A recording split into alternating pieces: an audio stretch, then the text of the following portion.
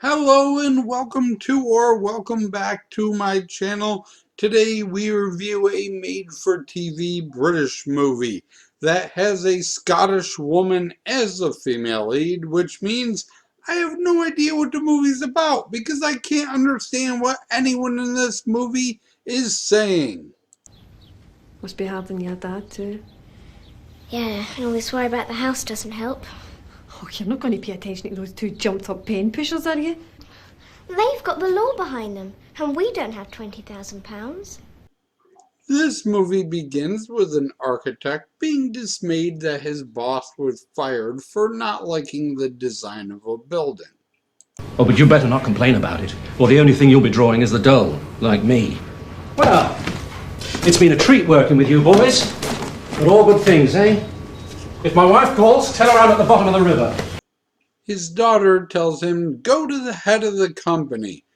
But turns out the head of the company was the guy that designed the horrible building, so he's fired too. And yeah, the building is terrible. I'm sacking you. Shut the door on the way out, would you? Mr. Gilbert, I only... Bye, Stephen. Voila! Paradise Villas. Paradise? It looks like a giant concrete toilet.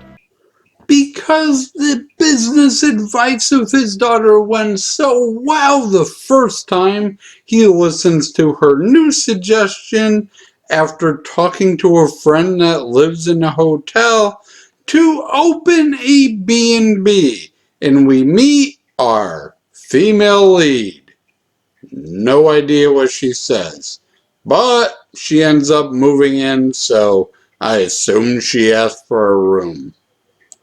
Let me get this straight. You're willing to allow a dripping deadbeat like me into your nice clean house? She's not the only person in the B&B though. Should I explain what a B&B is for young people? Like Google Airbnb, you can figure it out. She's not the only B&B guest though. There's also this really weird guy. You can see the sea. I'm sure it'll be fine. I'll just show you that I'll manage.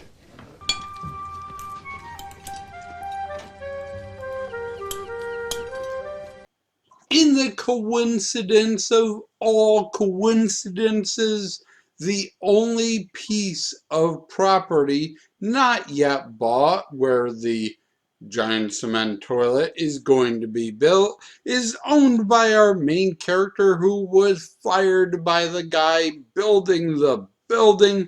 So he comes up with a string of plans in order to take away the land, starting with pretending to be from health and safety, because everyone in England is fucking terrified of health and safety, don't know what they do, just know that they make shit up, and kinda take it up the ass and accept it. What do you think you're doing? Closing you down, I'm afraid. I'd like that B&B sign removed, and I must ask you to cease trading immediately. Why? Well, unfortunately, this place doesn't measure up to the legal requirements.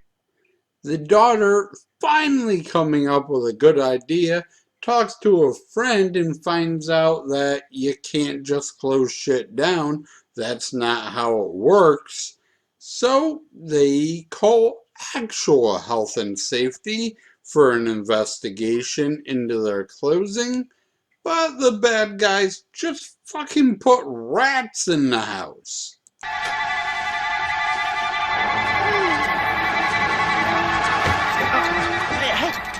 Alice? It turns out, though, that the weird guy wasn't trying to be protective of himself. He secretly snuck a cat into the hotel, so the cat scares the rats off and they pass inspection. Then 54 minutes into this movie, we finally get a love interest. It's Maria Maria? Szczepanska. Jim. Szczyb. SZ. CZ. EBA. NSKA. I cannot be at all bothered to figure out how to pronounce her name. In America, we have a very famous basketball coach named Mike Krzyzewski. Everyone just calls him Coach K, so she's going to be Coach K for the rest of the review. It's just way easier.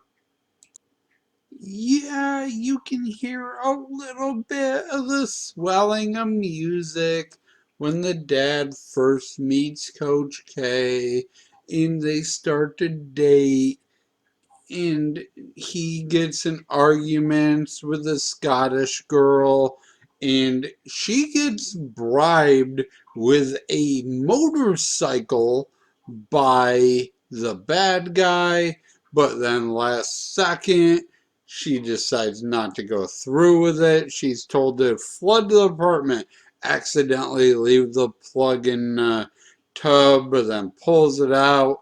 They got an argument and she was going to do it, but then didn't last second.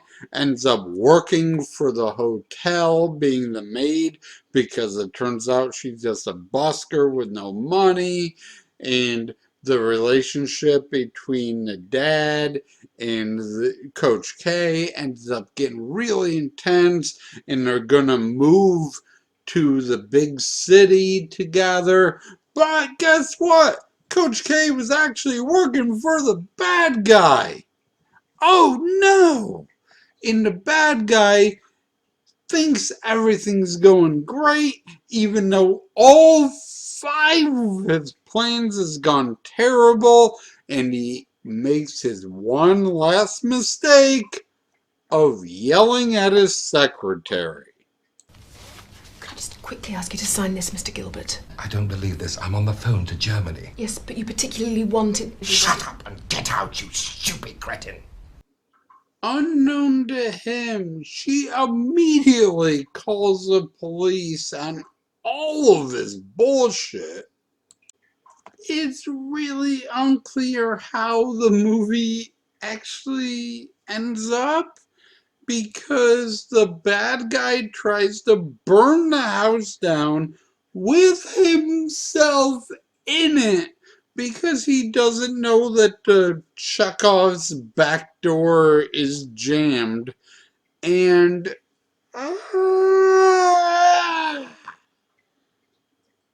okay, so we always in a British movie have to do a Doctor Who check. There are 28 people credited in this movie. 9 of them were in Doctor Who, and 5 of them were not alive when Doctor Who was on air. So we're right around 35% Doctor Who for this bullshit. I barely understood what was going on. It's the closest we came in my former reviews was The Castle, an Australian movie about eminent domain. But man, Ian McShane is the bad guy in this. He played Winston Churchill in the most recent Doctor Who series, and man, he is a fucking terrible person. Great actor, terrible person. He set shit on fire. He tries to kill people multiple times. It is crazy for a made-for-TV nothing of a movie that no one has ever seen. Thank you for watching, and as always, I shall try to do better next time. As for our Scottish woman, we do find out why she moved from Scotland to England. Well, someone that can understand what she's saying knows why. Ever come across the words bold and miserable and aggressive? Save your hate mail. It's a joke. After 35 views, I can totally understand what everybody is saying. Save your hate mail for somebody else. Okay, maybe 40.